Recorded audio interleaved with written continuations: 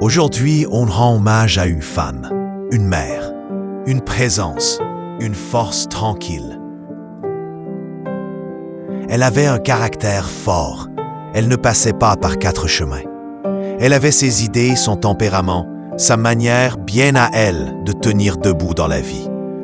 Mais derrière cette solidité, il y avait quelque chose d'encore plus grand. Un cœur immense.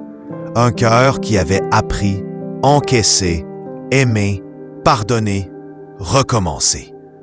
Elle a connu des années faciles et d'autres beaucoup plus rudes. Parce que la vie, parfois, ne demande pas la permission. Elle frappe, elle teste, elle oblige à s'adapter. Et elle avançait quand même, avec sa fierté, sa dignité et cette énergie de femme qui a du vécu, du vrai. Elle n'était pas parfaite, mais elle était vraie. Et c'est ça qui marque une famille. Pas l'image lisse, la personne entière, celle qui a aimé à sa façon, qui a donné ce qu'elle pouvait, qui a construit quelque chose avec ce qu'elle avait entre les mains. Elle a laissé derrière elle des souvenirs qui ne s'effacent pas, des regards, des habitudes, des expressions, des petites scènes qu'on revoit sans prévenir, des moments simples, parfois banals sur le coup, mais qui deviennent précieux après. Et ce qui touche, c'est qu'elle avait encore ce goût de vivre, cette volonté de continuer, comme si elle voulait gagner du temps, non pas pour elle seule, mais pour rester encore un peu dans la vie des siens, comme un fil invisible qui la reliait à ses enfants, coûte que coûte. Elle croyait à quelque chose de fondamental, la famille, malgré les différences, l'amour, malgré les caractères, le respect, même quand on n'est pas d'accord. Elle savait qu'on passe une vie entière à apprendre ça, et qu'à la fin, tout se résume à l'essentiel.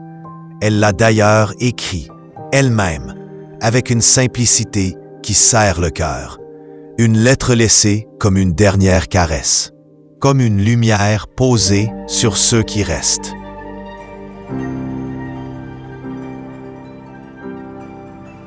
Bonjour mes amours.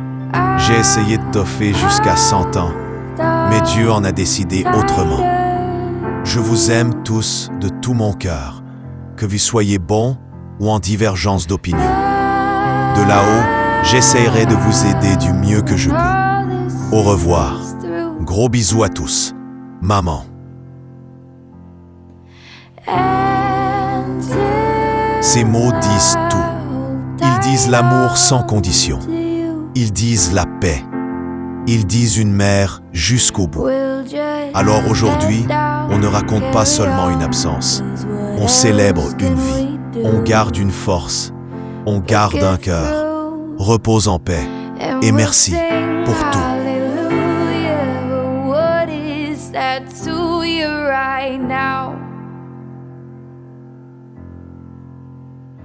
But let's talk in a way that can give us some faith to go around. We'll hold tight as we can when it's better again. And that'll sustain me for now.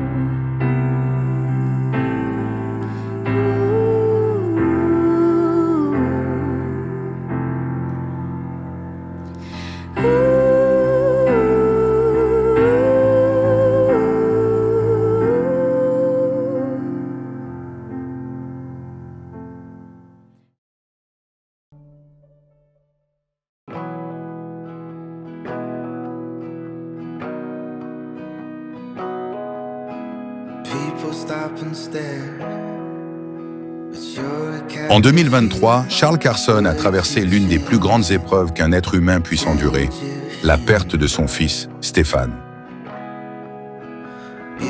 Aventurier dans l'âme, il était le reflet du même esprit indomptable et toujours en mouvement qui habitait son père.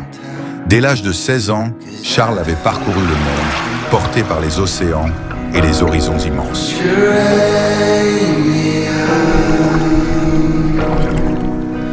No room to grow, and I'm sad.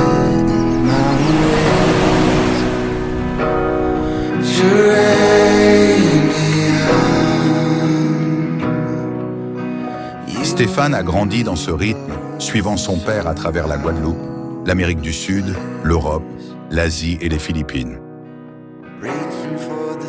Avec le temps, il est devenu plus qu'un fils, un compagnon, un bras droit, un jeune homme brillant et passionné qui embrassait la vie avec intensité. Grand lecteur de Jules Verne, il est devenu marin à 28 ans, traversant les océans seul à bord de son voilier Joshua, le sextant à la main, sans moteur, guidé uniquement par le vent.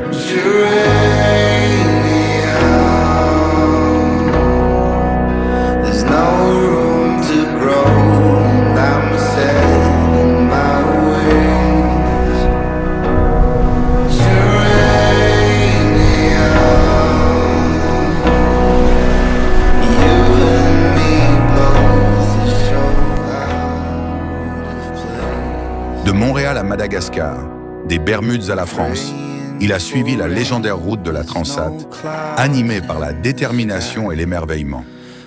Programmeur architecte devenu bâtisseur, il a fabriqué son propre voilier, construit sa maison dans les bois et rêvait de créer un centre de recherche forestière pour les jeunes. Il a affronté des tempêtes, des ouragans et la force brute de la mer, tout en goûtant la beauté la plus profonde. Pour son père, Stéphane incarnait le courage, l'ingéniosité et la liberté.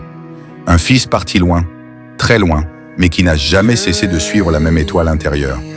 Ceux qui suivaient ses voyages en ligne ont été touchés par son audace, sa créativité et son amour farouche de la vie. Il a laissé une trace dans d'innombrables cœurs, invitant chacun à rêver de liberté dans un monde qui rapetisse de jour en jour.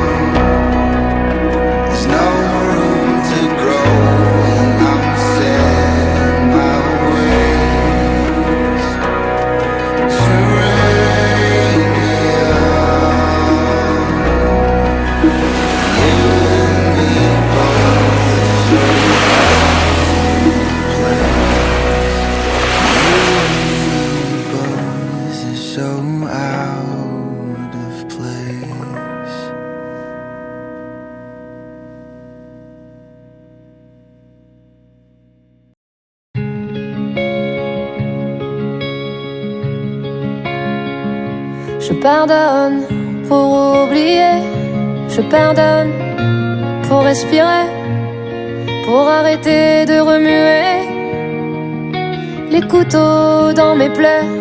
Je pardonne pour faire de la place, pour laisser glisser les angoisses et pour reconnaître l'enfant que j'étais dans la glace. Je pardonne contre toute attente, qu'il pleuve, qu'il neige, qu'il vente, pour échapper à l'emprise des années sombres, des âmes grises. Je pardonne au passé, au futur, pour les cris et pour les murmures, pour que ceux qui m'ont fait du mal restent seuls avec leurs mains sales. Je pardonne à tort et à raison, l'amertume n'est pas ma maison. La rage m'est pas la rancœur, la colère m'est pas l'aigreur. Je pardonne et je veux espérer qu'on puisse aussi me pardonner. Te perdono, me perdono, pero recuerdo todo.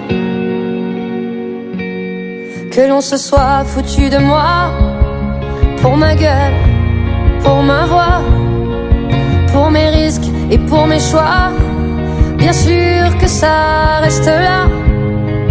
Mais je rassemble les miettes et je pardonne à tue-tête.